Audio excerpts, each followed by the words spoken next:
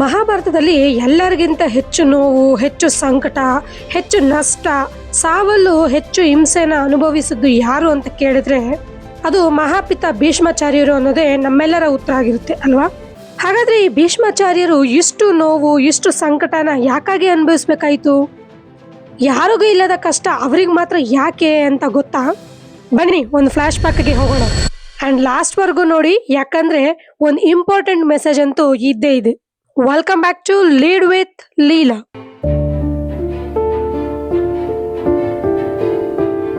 ಈ ದೇವವ್ರತ ಯಾರು ಅಂದ್ರೆ ನಮ್ಮ ಪುರಾಣದ ಪ್ರಕಾರ ದೇವತೆಗಳಾದ ಅಷ್ಟವಸುಗಳಲ್ಲಿ ಹಿರಿಯ ವಸು.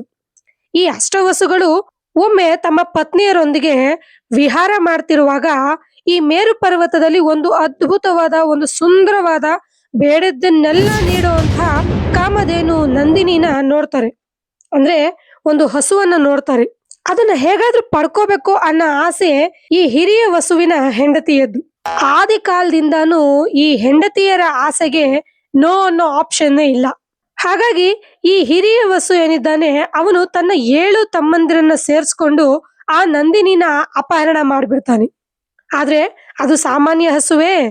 ವಸಿಷ್ಠ ಮುನಿಗಳ ತಪಸ್ಸಿನ ಪ್ರತೀಕ ಅನ್ನೋ ಹಾಗೆ ಬೇಡಿದ್ದನ್ನೆಲ್ಲ ಕೊಡುವ ಕಾಮಧೇನುವೇ ಆಗಿರುತ್ತೆ. ಅದು ಲೋಕ ಕಲ್ಯಾಣಕ್ಕಾಗಿ ಇದ್ದ ಹಸುವೇ ಹೊರತು ಯಾರ ಸ್ವಾರ್ಥದ ಪೂರೈಕೆಗೂ ಅಲ್ಲ. ಇವರೆಲ್ಲ ಸೇರಿ ನಂದಿನಿಯನ್ನ ಕದ್ದೊಯ್ದಿದ್ದು ವಸಿಷ್ಠರ ಗಮನಕ್ಕೆ ಬಂದೇ ಬಿಡುತ್ತೆ. ಅವರ ದಿವ್ಯ ದೃಷ್ಟಿಯಿಂದ ಅವರು ಎಲ್ಲಾನು ನೋಡಿರ್ತಾರೆ.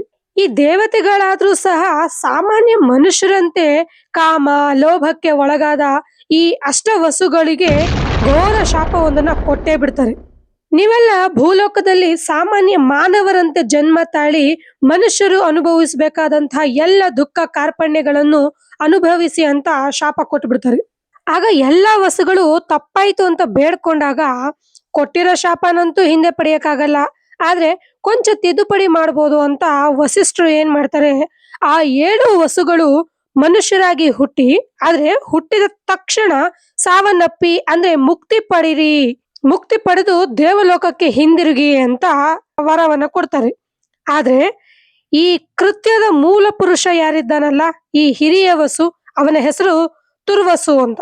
ಆ ತುರ್ವಸು ಮಾತ್ರ ಆ 7 ವಸುಗಳ ಆಯಸ್ಸನ್ನ, ಆ 7 ವಸುಗಳ ಮನುಷ್ಯ ಜನ್ಮದ ನೋವು, ಕಷ್ಟ, ಕಾರ್ಪಣ್ಯಗಳನ್ನ ಅವನೊಬ್ಬನೇ ಅನುಭವಿಸ್ಬೇಕು ಅನ್ನೋ ಒಂದು ಶಾಪನ ಕೊಡ್ತಾರೆ.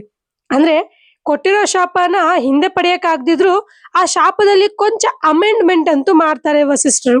ಇದರ ಫಲವಾಗಿನೇ ಮುಂದೆ ಗಂಗೆ ಮಹಾಭಾರತದಲ್ಲಿ 7 ಮಕ್ಕಳಿಗೆ ಜನ್ಮನ ಕೊಟ್ಟು ತಕ್ಷಣ ಆ ಮಕ್ಕಳನ್ನ ನೀರಿಗೆ ಬಿಟ್ಟು ಕೊಂದು ಬಿಡ್ತಾಳೆ. ಅಂದ್ರೆ ಆ 7 ವಸುಗಳಿಗೆ ಮುಕ್ತಿ ಕೊಡ್ತಾಳೆ. 8ನೇ ಮಗು ಮಾತ್ರ ಉಳಿಯುತ್ತೆ. ಆ 8ನೇ ಮಗುವೇ ಈ ತುರ್ವಸು, ಅಂದ್ರೆ ಆ ಹಿರಿಯ ವಸು. ಅವನೇ ಮುಂದೆ ಭೀಷ್ಮನಾಗಿ ಹೆಸರುವಾಸಿಯಾಗೋದು ಅಂಡ್ ದೀರ್ಘಾಯುವಾಗಿ ಇರೋಬರ ಕಷ್ಟ ಕಾರ್ಪಣ್ಯಗಳನ್ನೆಲ್ಲ ಮಹಾಭಾರತದಲ್ಲಿ ಅವನೇ ನೋಡೋದು.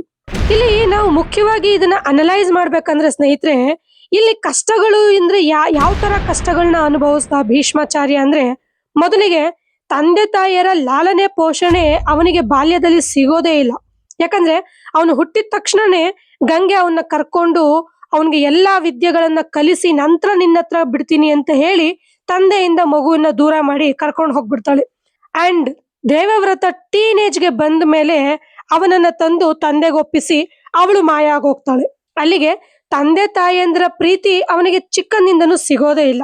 ಇನ್ನು ಸೆಕೆಂಡ್, ಯೌವನದಲ್ಲಿ ಸಿಗಬೇಕಾದ ಪ್ರೀತಿ, ಪ್ರೇಮ, ಮದುವೆ, ಸಂತಾನ, ಈ ಯಾವ ಖುಷಿನೂ ಕೂಡ ಭೀಷ್ಮ ಅನುಭವಿಸೋದೇ ಇಲ್ಲ. ಇನ್ನು 3ನೇದು, ಅಧಿಕಾರ, ರಾಜ್ಯ, ಪಟ್ಟ ಯಾವುದು ಸಿಗಲ್ಲ. ಬರೀ ಅರಮನೆ, ಸಿಂಹಾಸನದ ಕಾವಲುಗಾರನಾಗೆ ಉಳಿಬೇಕಾಗುತ್ತೆ. ಇನ್ನು 4ನೇದಾಗಿ, ಕಣ್ಣ ಮುಂದೆನೆ ತನ್ನ ಕುರು ವಂಶದ ಕುಡಿಗಳೆಲ್ಲ ಸಾಯೋದನ್ನ ನೋಡೋಂತ ಕರ್ಮ ಕೂಡ ಅವನದ್ದಾಗಿರುತ್ತೆ. ಇನ್ನು ಕೊನೆಯದಾಗಿ, ಶರಶಯಲ್ಲಿ ಮಲಗಿ ಆ ನೋವನ್ನು ಸಹಿಸುತ್ತಾ ಸಾವನ್ನು ಅಷ್ಟು ದಿನ ಮುಂದಕ್ಕೆ ಹಾಕಿ ನೋವಲ್ಲೇ ಪ್ರಾಣ ಬಿಡ್ಬೇಕಾಗುತ್ತೆ. ಎಲ್ಲರಿಗೂ ಒಂದು ದಿನ ಸಾವು ಕಣ್ಮುಂದೆ ಬಂದ್ರೆ ಭೀಷ್ಮಾಚಾರ್ಯರಿಗೆ ಅದೆಷ್ಟು ದಿನ ಸಾವು ಕಣ್ಮುಂದೆ ಬಂದು ಹೋಗಿತ್ತು. ಅಂದ್ರೆ ಈ 7 ವಸುಗಳು ನೋಡಬೇಕಾಗಿದ್ದ ಮಾನವ ಜನ್ಮದ ಎಲ್ಲ ದುಃಖ, ಕಷ್ಟ, ಕಾರ್ಪಣ್ಯಗಳನ್ನ ಭೀಷ್ಮಾಚಾರ್ಯರು ಒಬ್ಬರೇ ಅನುಭವಿಸ್ಬೇಕಾಗುತ್ತೆ. ಈಗ ಇಂಪಾರ್ಟೆಂಟ್ ಮೆಸೇಜ್ಗೆ ಬರುವಂತ ಸಮಯ. ನಾನು ಯಾವಾಗ್ಲೂ ಹೇಳೋ ಹಾಗೆ your life is just reaction or reflection of your own actions. ನಿಮ್ಮಿಂದ ಆದ ತಪ್ಪುಗಳಿಂದಾನೇ, ನಿಮ್ಮಿಂದ ಆದ ತಪ್ಪು ನಿರ್ಧಾರಗಳಿಂದಾನೇ ನಿಮ್ಮ ಜೀವನ ಅತಂತ್ರ ಆಗೋದು. ಭೀಷ್ಮಾಚಾರ್ಯರ ತರ ಥಟ್ ಅಂತ ಹಿಂದೆ ಮುಂದೆ ಯೋಚನೆ ಮಾಡದೆ ಪ್ರತಿಜ್ಞೆ ಮಾಡಿ ಆಮೇಲೆ ಅದನ್ನ ಮೀರೋಕ್ಕೂ ಆಗದೆ ಅನುಭವಿಸೋಕ್ಕೂ ಆಗದೆ ಒದ್ದಾಡಬೇಡಿ. ಸಿಂಪ್ಲಿ ಸ್ಪೀಕಿಂಗ್, ಅತ್ಯಂತ ಸಂತೋಷದಲ್ಲಿದ್ದಾಗ್ಲೂ, ಅತ್ಯಂತ ದುಃಖದಲ್ಲಿದ್ದಾಗ್ಲೂ, ಅತ್ಯಂತ ಕೋಪದಲ್ಲಿದ್ದಾಗ್ಲೂ ಡಿಸಿಷನ್ಸ್ನ ತಗೋಬೇಡಿ. Relax, think, pause and then act.